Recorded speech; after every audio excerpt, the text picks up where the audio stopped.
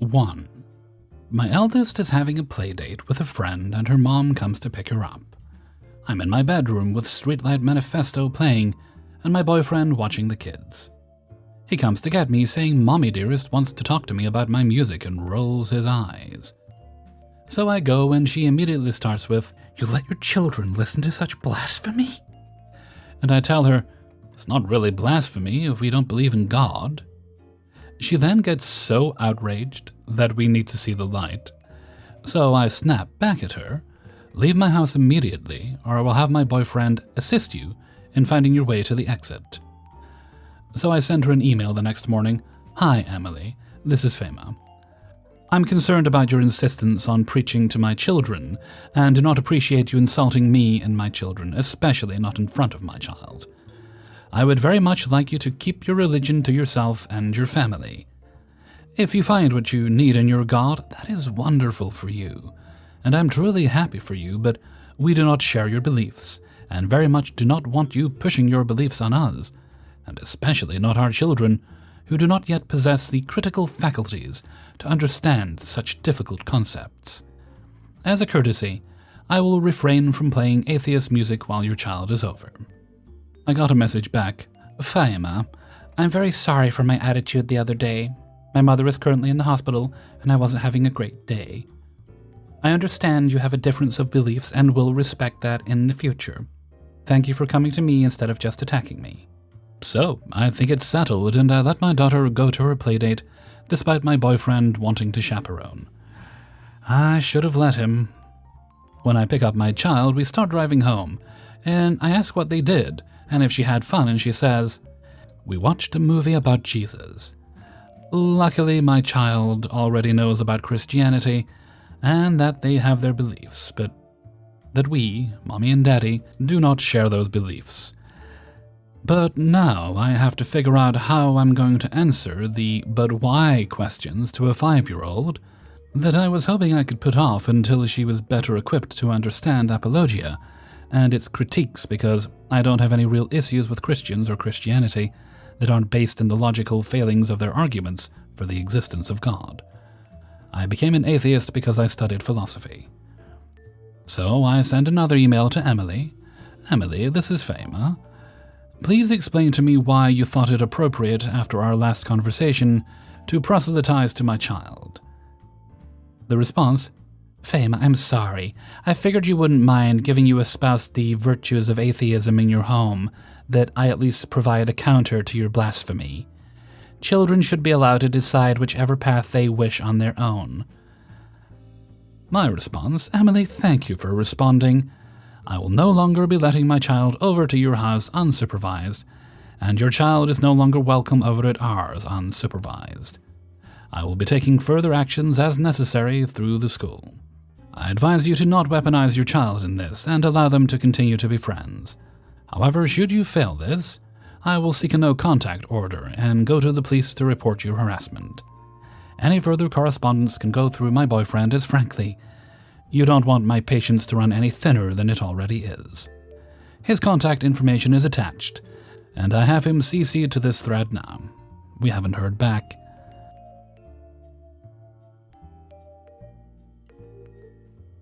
Two. So while working in retail, you'll interact with a bunch of different kinds of people. It really gives you a view of the world around you. One of the kinds of people who came into my store were the mentally disabled. Now, there were quite a few who were regulars and we got to know them really well. One was a girl called Kay. Now, Kay took a liking to me because one of the first times she came in, she was wearing a Yu-Gi-Oh shirt. The way I worked was if I saw someone who had a t-shirt of something I had even a remote knowledge of, I talked to them a bit about it. It showed I actually cared about them as a person, which in turn kept them coming back to me. Kay was a sweetheart, who was always shy and nervous around people but would light up the moment you talked to her. Her mother, on the other hand, was a definition of entitled. She'd expected to get last week's sales after they ended, wanted free reusable bags that cost $2, and always had a list of weird directions that changed every time she came in. This incident was no different. So on this day, she came through my line as Kay had seen me. I talked to Kay for a minute while packing the groceries, when her mother shouted a bunch of directions at me, all but one of which were unimportant to the story, but they were things like, "Don't put the steak with the ground beef, don't put the soup with the canned vegetables." Kinda weird, but I don't get paid to give a damn, so I just did what was said. The last of these was to put the eggs between the part of the cart where you'd put a child and the handlebars. Now I know this space is too wide in our carts, but when I tried to tell her that, I was responded with, "You're here to entertain my kids and do as I say." So I just thought, screw it, it's not my job if things go wrong. I finish up her order and continue to talk to Kay as the EM pays for her stuff and they leave. Not 45 seconds later, I hear the sound of a carton of eggs hitting the ground, and I see the EM come storming up to me. "My eggs fell because you didn't put them in correct." "I put them in the way you instructed me to." "No, had you listened to me, they wouldn't have fell." "I checked with you after I did it to make sure it was how you wanted it." "I'm telling you, you didn't do it correctly. I do it this way at a different store and it never falls." The cashier then says, "Their carts are smaller than ours." "Don't lie to me. I know what I'm talking about." At this point, Kay is getting visibly upset, and I'm about done with the mom, so I go to make sure Kay is okay. "Kay, you okay?" She just kept repeating, "Don't be mad," over and over. To this day, kinda breaks my heart a bit. "Don't bother with her, she'll be fine. Now go get me my eggs." "We sent another bagger to get your eggs the moment we heard yours fall. They'll be here in a second." This was true. Little did either me or the EM know a manager had already been called by the cashier, as I continue to calm down Kay, reassuring her that I wasn't mad. Now comes the part that still kinda pisses me off. My manager gets here, and even though I only had one store manager I ever liked, most of them knew me better than to think I didn't know my job. This lady proceeds to go off about how I'm a terrible employee, and that I spend more time talking to her stupid fucking daughter than doing my job correctly.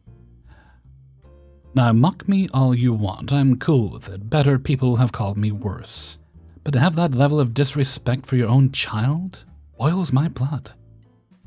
And both my manager and cashier see me getting upset and both know why. The cashier steps in and says, "You told him to put your eggs like that?" "Well, he didn't warn me." The cashier was next to our register. "Yes, he did. He's not a quiet guy. I heard him warn you." This goes back and forth for a good 5 minutes, and the whole time Kay is freaking out, and I'm trying to calm her down, and her mother is so in her own head that she doesn't even have the least bit of concern for her own child. The other bagger gets back somewhere in the middle of them arguing with the eggs, and I've completely checked out from the argument, as I'm more concerned with Kay, and I see her grab the eggs and walk out of the store, while I'm still sitting next to Kay. Manager? What are we supposed to do?" The manager realizing I'm still sitting with EM's daughter. "Oh, fuck." "Yeah, we've dealt with Code Adams before, but never like this." "She left the parking lot already, hasn't she?" "Yep." "Take her to the conference room and sit with her till her mom gets back." Now, I had 2 hours till I was going home, and the conference room had water, so we went and sat in the back. It took 3.5 hours till she realized she left her child in the store and came and got her. All in all, I got 3.5 hours off my feet and a nice amount of overtime. Every time after that, when they came in, Kay always asked if I was mad at her, and I tell her no, even though it broke me a little bit for her to think I did. And her mom never gave me instructions again and couldn't look me in the eyes. I saw her once since I quit while I was shopping with my fiancé in a different store, and I gave her a hug and promised her I was never upset with her. 3. So most of this actually happened last year. My uncle Kyle, 26, had a baby with his girlfriend Jessica, also 26. She moved in with him and became close with our family. They're the entitled parents of this story. For context, my mother is the oldest of 6 and Kyle is the second youngest. Most of the family lives in a different state besides us and Kyle. We watch their baby every weekend for them, especially after Jessica became pregnant with baby number 2. They got pregnant again literally 3 weeks after giving birth to their first baby. A couple of weeks before Jessica's due date, they tell us that they're moving to a small Midwest state which is far away. My mom is devastated because she had fallen in love with baby number 1 and was excited for baby number 2. When we asked them who would help them with the babies, Kyle said, "No one helps us here anyway, so it won't be any different." This felt like a slap in the face for my mom, who not only watched the baby every weekend but spent hundreds of dollars on baby things. So they pack up and move away. Jessica's dad bought them a small house to live in out there, and for a few weeks everything was fine. Then they started complaining about the house. The house was a fixer-upper. Jessica's dad couldn't afford to buy them a nice house in addition to his own stuff. Kyle and Jessica sold the house and moved into an apartment. Jessica's dad was upset and asked for the money since it was technically his house, and they said no. This caused basically Jessica's entire family to cut them off. Jessica was a stay-at-home mom and Kyle was working. Then Kyle quit his job to help with the babies. I don't know what else they expected when they ran out of money and got evicted.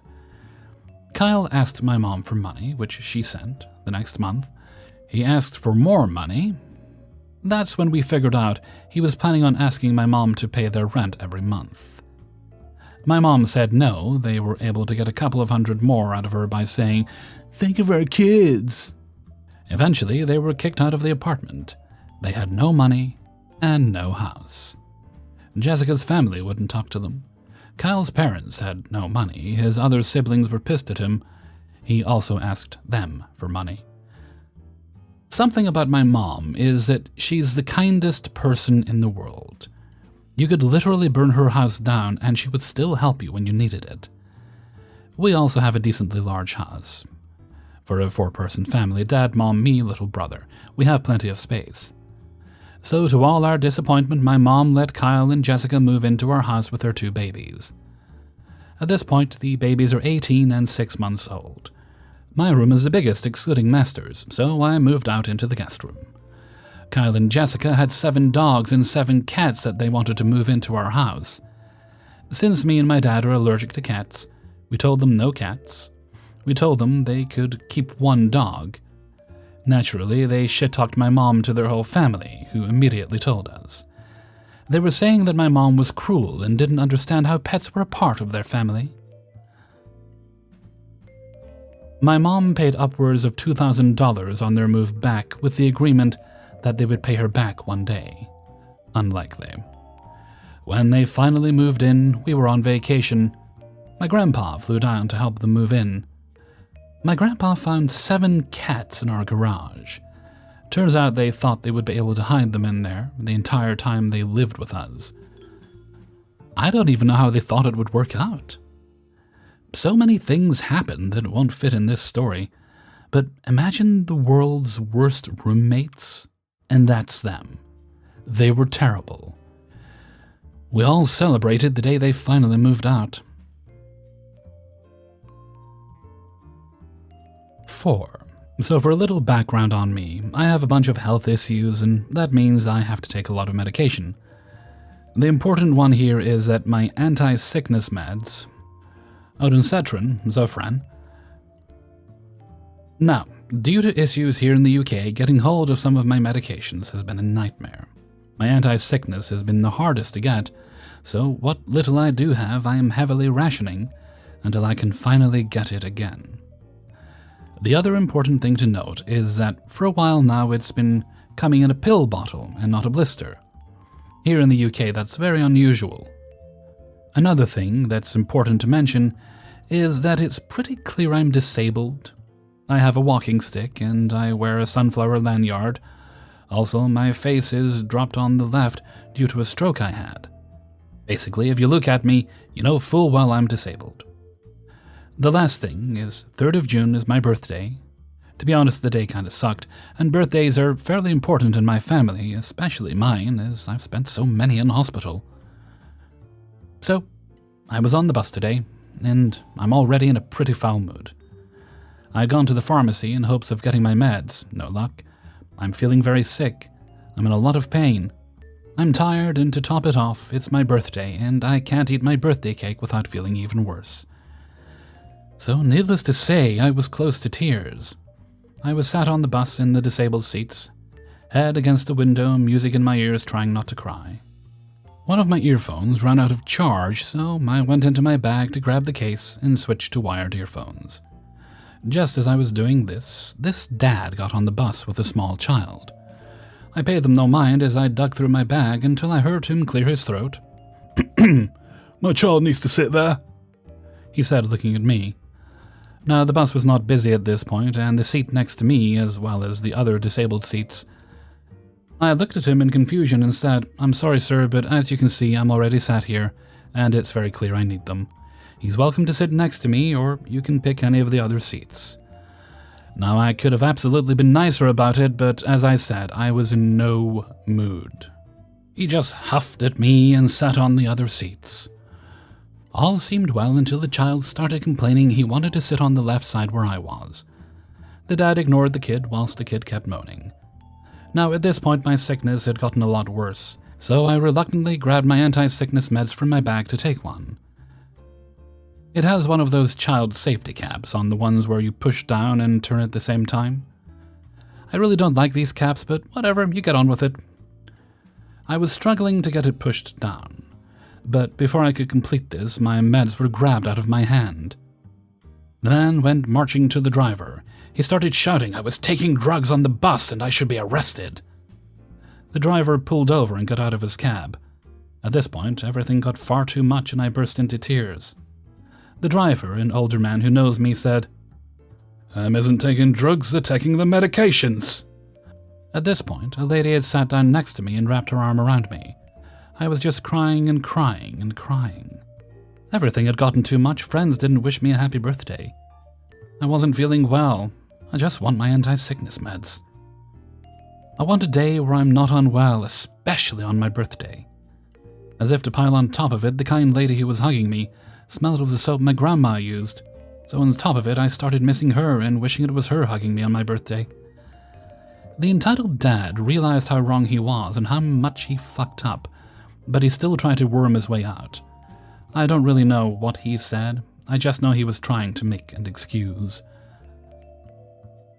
The bus driver grabbed my meds off of him, told him to get off, and grabbed my water out of my bag, and helped get the cap off, and I took my meds, but was still very upset, as you can imagine.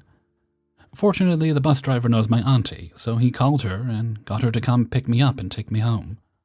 A little while later, I managed to get about half my due meds, so it means I've been able to enjoy some of my birthday cake. It's a lovely plain sponge with fresh cream and royal icing. It's lovely. Nothing fancy, but my mum made it, so it's incredibly special. Complaints have been put through about the entitled dad. This includes CCTV of him grabbing my meds. As I am classed as a vulnerable adult, it's now a police matter. Not really what I wanted, as I feel it's a bit harsh, but I'll wait and see the outcome.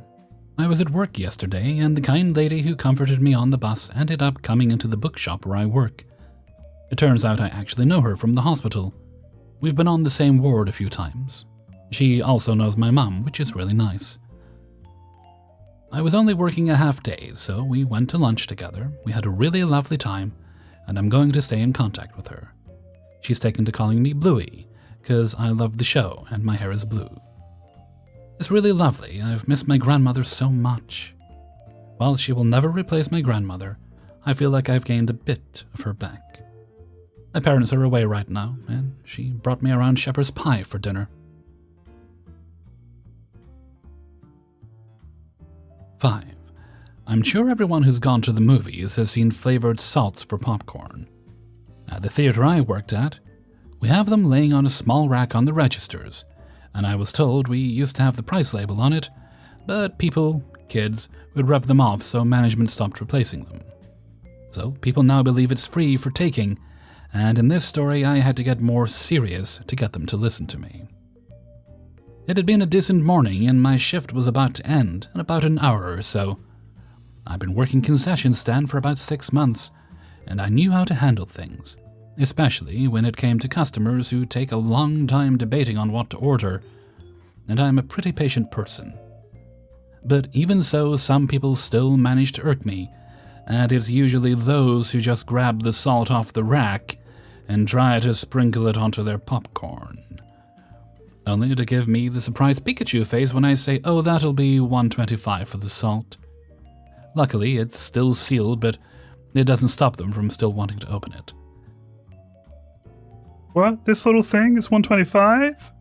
I thought it was free because it's just sitting there. No, it's $1.25. Managers just place it here so it's easier to manage. It can't be $1.25. I come here all the time, and it's always free. I was told by the GM herself that it's been $1.25 since the building opened, so you want to buy it or not. They'd usually give me a disgusted look before throwing it back on the counter and walking away. I just pick it up to make sure it's not creased or broken before placing it back on its rack. A few minutes later, it's near the end of my shift, and I'm finishing up my last customer's order. As soon as my replacement signs into the register, I log out and lead out, only to hear a little giggling from my salt rack and see a small hand grabbing the cheddar cheese salt off the rack. Hey, that's not free to take, kid. He realized he'd been caught, but instead of putting it back, he immediately bolts away, but not before grabbing a handful of candy off the rack. I call after him, but the little goblin just kept running, and I sprint out after him, yelling that he has to pay for that. Luckily, he didn't make it too far before I caught up to him. His parents were waiting for him at their auditorium and questioned why I was following their child. I explained that he took some items from the stand, and he either puts them back or pays for them. At first, I thought the parents were going to have him return them. Instead, the entitled dad, Chad, says, Well, I don't see the problem with him taking it. It's free, isn't it? No, the cheddar cheese salt is $1.25, and the candies are $1.50 per pack. Our son would never steal things, says the mom. I'm sure you just mistaken him for someone else. I watched him take it from the rack and run away. Why else would I be calling out to him? But I just want some candy. You still have to pay for it. It's considered stealing if you just run off with it. Well, he wants it, and we're missing our movie. We'll pay for it afterwards before we head out. The preview's just started. One of you can still go and pay for it. Or you can just leave us alone, or we're going to report you for harassing us and our child. Or I can have security come and escort you to the front where you can pay for the salt and candies, your choice. Chad looks pissed, and I'm not an intimidating person. I'm very much the opposite. A soft-spoken person and very, very shy as well as short. But I've dealt with getting picked on, bullied, and pushed around by others, that I wasn't going to let them get away with it. I'm going to have you fired for harassment, because this is unacceptable. You're claiming my boy stole from you, when he clearly didn't. At this point, I was getting annoyed when I spotted security. I waved him over to get him to deal with the entitled parents, who tried to let their hobgoblin sneak away, until I pointed out that he was the cause of this argument, which his parents again denied, and when they became too loud, security was forced to have them move away from the auditoriums, since I'm sure the other moviegoers were able to hear Chad. The manager, the GM River herself, was called, and I told them my side of the story, while the entitled parents still claimed that their hobgoblin didn't steal anything, until River suggested checking the cameras to verify what actually happened. Chad started making excuses about how they were missing their movie, before claiming their hobgoblin should get to keep the salt and candies as compensation for them missing their movie, admitting that their little hobgoblin did in fact steal them. River, not giving in to them, told them, either one of you can pay for them or we can get you a refund and you can leave. This is utter bullcrap. Why do we have to pay for it when it's sitting right there? It should be free for us just sitting there in the open. Forget it. This place is terrible. We're leaving and never coming back again. Security then said, You still have to hand over the things that wasn't paid for. Chad takes everything back from his hobgoblin and throws them onto the ground before dragging his screaming goblin away, followed by his just as entitled and annoyed wife, who was glaring daggers at us, remarking, I was right about this place being racist towards white people, always picking on us and stealing our jobs. You just lost yourself some customers. Oh, and by the way, AMC is better. Yeah, so what? Go there, said River. Karen and Chad gave us a final glare, maybe even flipping us the bird, but I was too busy cleaning up the spilled salt to notice. Never saw them again afterwards, but I honestly didn't care, because I've dealt with worse hobgoblins and entitled parents. Hey everybody, Hellfreezer here, and thank you very much for listening to The Impractical Proudness of Parents, Ipop, episode 111, and thank you very much to everybody who allowed me to use their stories in this video.